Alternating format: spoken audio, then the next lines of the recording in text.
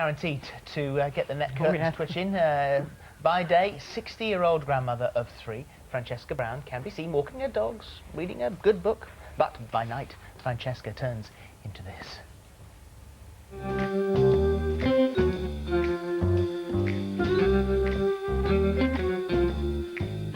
And that is the mild stuff. Yes. When Francesca decided to take on a part-time job to subsidise her pension, little did her family or friends think that she'd turn to porn. Well, as you've seen, she did, and she's with us this morning. You don't look anything like a porn star sitting there in your nice cardi. I have to say, it's an interesting way of subsidising your pension. You know, most people get a little bit of part-time work at a supermarket, maybe in the local post office, or maybe take some voluntary work. How on earth did this happen? Basically, it was someone posted, an ex-boyfriend of mine posted half a dozen photos of me on the internet, just posing with a shawl and in a bikini. And the next day I had 250 emails in my inbox. So this was, I mean, we're joking now at the starting of this, but you had some tragedy in your life. Yeah. Your son was killed in a tragic accident. Yeah. And then very quickly after that, your husband was diagnosed with a terminal illness. Yeah. And you nursed him, and you lost your husband as well. Yeah. And then it was almost a year and a half later, wasn't it? So this wasn't an immediate thing. No, of course not. You decided to go onto the internet to find a companion, someone, some mail company. Yeah. And you met Joe. Yes. And so Joe was in Malta. That's right, yeah. And you started corresponding, and Joe, you said, made you feel really good about yourself, Yes. which you hadn't done for a long time. Yeah, he changed my life, and he changed my perception of myself, because I was very negative about myself and my size. No one had ever told me I was sexy, and I think, you know, all women hanker after a man to tell them that. This is as Ruth says, it does all start with sort of these very serious and very tragic beginnings, because your husband was quite dominating, wasn't he? You felt repressed. Yeah, exactly, yeah, and you know, I didn't feel like a sexy woman. I didn't feel, you know, men have told me I'm beautiful, you know, which is their perception of me. You know, beauty's in the eye of the beholder, after all. And he didn't make me feel like that. So this guy was a total revelation to me, you know, that suddenly this man was saying, you know, you're beautiful, you're sexy. Me? Are you sure? You know? And he said, you know, I'll prove it to you. And I thought, well, you know, just because you like larger ladies, you know, you'll fall flat on your face. But so he I was wrong. He posted this slightly saucy picture of you on the internet, and you got this enormous response. So how did that make you feel? Did that make you feel even more sexy and... Well, initially it made me feel quite overwhelmed, you know, but then, I mean, there was only a few offering me work amongst those 250 initial ones. The majority were from men admiring me. And I suddenly realised, you know, he was right. There are men out there that like, you know, lady with larger proportions. That's one thing, having some admiring emails. But how did that then go from there to starring in porn films? Well, one of the first jobs I was offered was like a month later from this, you know, initial influx of 250. And I mean, you know, obviously I was very, very nervous, never done anything like this. And met my wary, husband when I was imagine. 16 and never been with anybody else, you know. You know, I sort of talked it over with Joe, and he was very much of the philosophy, you know, try something once, if you don't like it, then don't do it again. And he said, just make sure you're safe, you know, give your girlfriends your, the number of where you're going. If you get there and you don't like the look of the people, then just come home. You know, because I'm an adult, I can turn around and say, no, thank you, it's not for me, I'm off. You know, and it wasn't like that at all. It's one of those things, really. I mean, it's that anyone who sort of looks at this from the outside would see this Joe as something of a shady character here. Now, hang on a second. This is a guy that has led you into pornography. You could say that, I suppose. Yeah. But I'm an adult woman. I have free choice and free will. You know, I could have said no at any time, but it was. Why did you say yes? That's the thing, you know, I'm saying there's a difference between a few saucy pictures on the internet, but this is, you know, full-blown pornographic movie. I suppose deep down inside me there's an exhibitionist streak. And it was like, you know, I suppose it's the same sort of buzz that people get, you know, I mean, I wouldn't do that, you know, bungee jumping or something. You're doing something very daring that not many people do.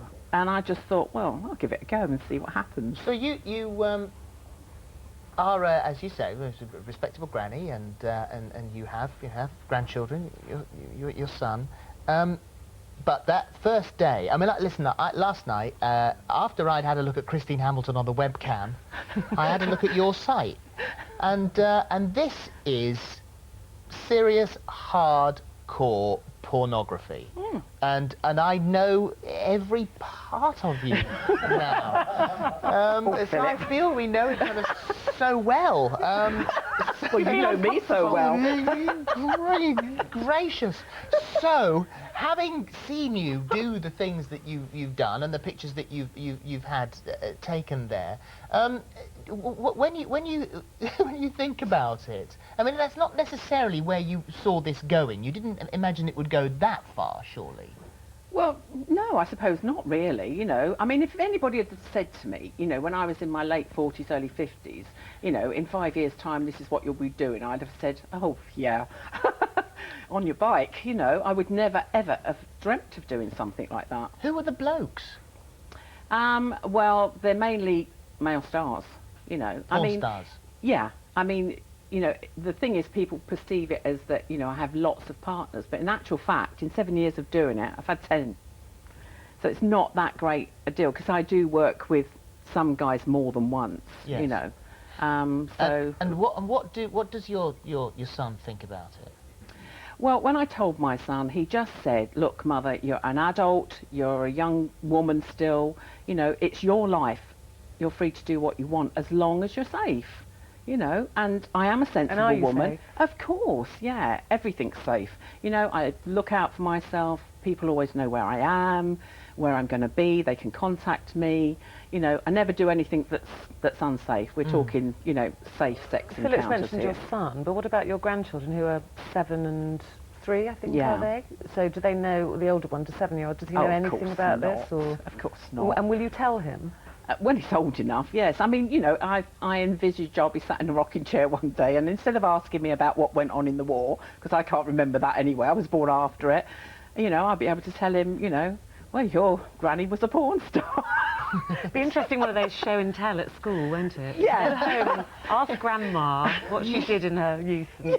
You say that it's made you feel much more confident in yourself. I feel empowered. Yeah, absolutely. You've made your own decisions. Nobody's forced you to No. do anything you didn't want to do. No. But you have begun to. It's been about a year since you did any modelling work. Yeah. You've begun to drift away from it now, is it? Yes. You think? I have. I feel my life's path is changing because I've nearly completed my autobiography, because I've had quite a traumatic and abusive life from a very young age. And it's only when I was on my own 8 years ago that I suddenly became me. You know, I found myself, and I can really say that, having been on my own for 8 years, I know myself very, very well now. And so I've written this book really to inspire people. I'm not saying that everybody should go out there and be a porn star, you know, for goodness sake, that's not what I'm saying at all. What I'm saying is you can change your life, you can do what you want, you can be happy, and as long as you're not hurting anybody else, it can empower you. Yes. And did you subsidise your pension much? How much money did you make? Oh, not a fortune. I mean, for every job that I've done, it's been £300. So it hasn't been totally about the money? No, it's not. It's been about learning about me and changing my life. And, you know, I'd also like to go on now and talk to other women that feel bad about themselves. And in fact, not necessarily women, it can be men as well, you know, because they have this this idea that if they get down to, say, a size 10, for example, you know, their life is going to change and everything will be wonderful. That's not how it is. It's how you feel about yourself inside. And until you learn to love yourself, how can anybody else love you?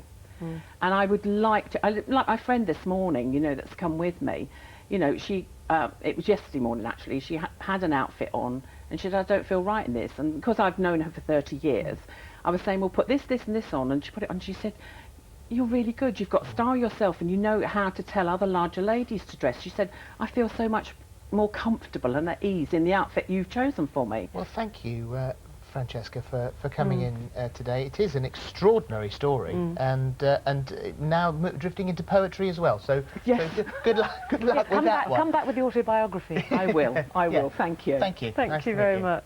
Still to come today, we've got the lady who's been giving us hours of fun all week. She takes her first steps to freedom right after this.